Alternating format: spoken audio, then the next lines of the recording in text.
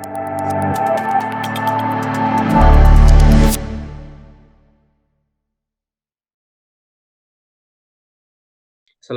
warahmatullahi wabarakatuh. Waalaikumsalam. Selamat datang kembali di Netsco Academy Channel. Pada kesempatan kali ini, di video ini kita akan membahas mengenai Undang-Undang Nomor 1 Tahun 1970, di mana video ini merupakan video kedua kelanjutan dari pembahasan sebelumnya.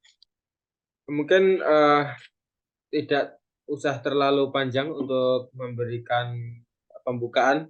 Kita langsung saja berikan kesempatan untuk menjelaskannya, yaitu Bapak Hirman Karim. Silakan Pak Hirman. Oke, terima kasih Mas Asif. Selanjutnya mengenai Undang-Undang Nomor 1 Tahun 1970 ini, kita akan membahas Bab 2, Ruang Lingkup, Pasal 2. Yang diatur oleh undang-undang ini adalah keselamatan kerja dalam segala tempat kerja, baik di darat, di dalam tanah, di permukaan air, di dalam air, maupun di udara, yang berada di dalam wilayah kekuasaan hukum Republik Indonesia. Yang kedua, ketentuan-ketentuan dalam ayat tersebut berlaku dalam tempat kerja di mana A. Dibuat, dicoba, dipakai, atau dipergunakan mesin-mesin, pesawat, alat, perkakas, peralatan, atau instalasi yang berbahaya atau dapat menimbulkan kecelakaan, kebakaran, atau peledakan. Dibuat,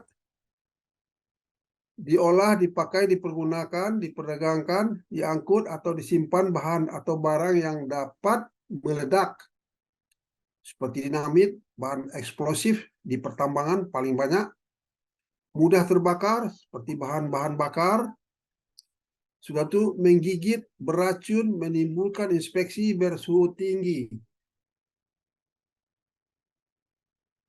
C. Dikerjakan pembangunan, perbaikan, perawatan, pembersihan, atau pembongkaran rumah, gedung, atau bangunan lainnya, termasuk bangunan perairan, saluran atau terowongan di bawah tanah, dan sebagainya, atau di mana dilakukan pekerjaan persiapan-persiapan.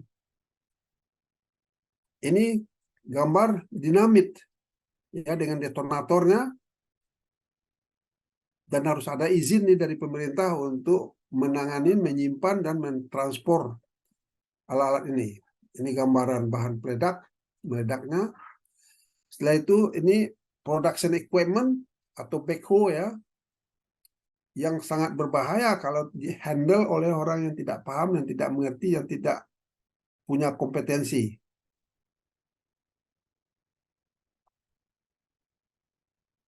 Berikut, bekerja di terowongan dengan menggunakan, ya, alat-alat pneumatik, baik listrik, yang mempunyai getaran-getaran yang bisa membuat timbulnya penyakit akibat kerja. D. Dilakukan usaha berupa pertanian, perkebunan, pembukaan hutan, forestry, pengerjaan hutan, pengolahan kayu atau hasil hutan lainnya, termasuk peternakan, perikanan, dan lapangan kesehatan.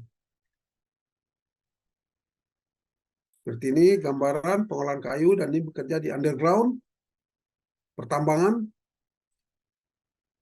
Jadi dilakukan usaha pertambangan dan pengolahan emas, perak, logam, atau biji logam lainnya, batu-batuan, gas, minyak, atau mineral lainnya, baik di permukaan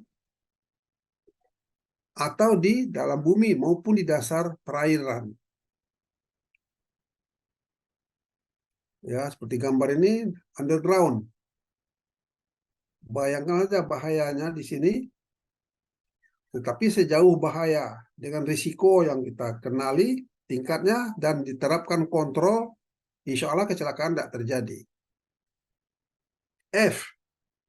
Dilakukan pengangkutan barang berarti ditransport barang-barang, binatang atau manusia.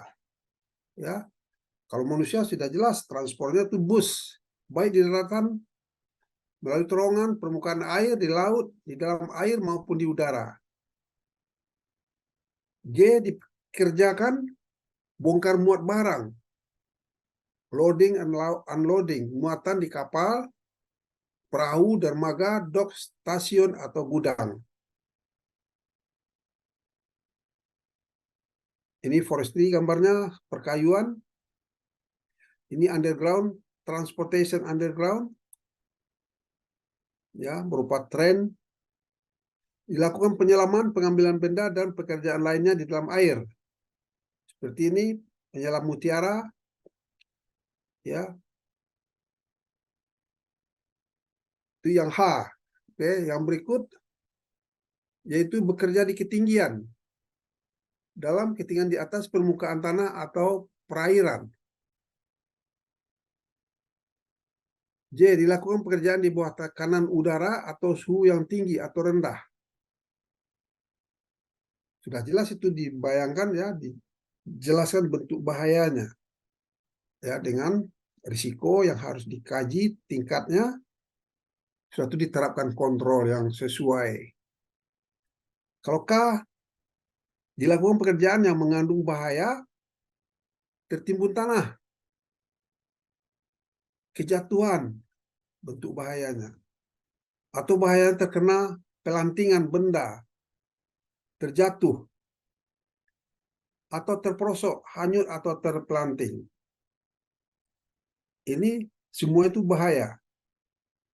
Ya, ini gambaran-gambaran bekerja di ketinggian. Kita udah kenal, tahu bahayanya itu bahaya jatuh, bahaya fisik. Ini bekerja di ketinggian, bahaya apa ini sini? Bahaya fisik atau bahaya jatuh karena gravitasi ataupun semacamnya gitu. Bekerja di ketinggian, ya, ada aturannya juga, tidak bisa dikerjakan tanpa aturan. Ini bentuk kerja-kerja ketinggian. Di ketinggian, gambarannya, ya, ini akan dibahas secara terperinci pada kesempatan-kesempatan lain dari salah satu atau lebih 20 item uraian atau silabus dari ahli K3. L, dilakukan pekerjaan dalam tangki, sumur, atau lubang. Jadi sudah jelas ada bahayanya di dalam ini yang harus kita kenali, yaitu bahaya gas beracun. Nih. Danger, permit required, confined space, do not enter. Jadi jangan masuk, harus dapat izin terlebih dahulu untuk masuk confined space ini, karena sangat berbahaya, ada kandungan-kandungan gas yang mematikan, ya, atau gas berbahaya atau hazardous gases. Maka diperingatkan. Ya, peringatan ini adalah kontrol apa ini? Dia ada kontrol administrasi. Warning, peringatan, confined space, ruangan tertutup. No unauthorized entry. Jadi masuk yang tidak punya wewenang dilarang. Ya. Permit to work must be obtained. Jadi juga harus ada SOP dalam bentuk administratif, yaitu permit to work, izin kerja khusus, ada formatnya. Ini akan kita bahas lengkap nanti. Setelah itu untuk masuk confined space dibutuhkan self-contained breathing apparatus. Apa itu self-contained breathing apparatus? Yaitu tabung udara untuk pernapasan bagi orang yang masuk ke ruangan tertutup atau masuk ke daerah yang berasap, ya, di gedung-gedung yang terbakar. Yang membunuh orang itu asap, bukan api. Orang pingsan kena asap, baru dilalap api. Kalau terlambat, orang yang masuk tim pemadam kebakaran yang menggunakan alat ini untuk bernapas.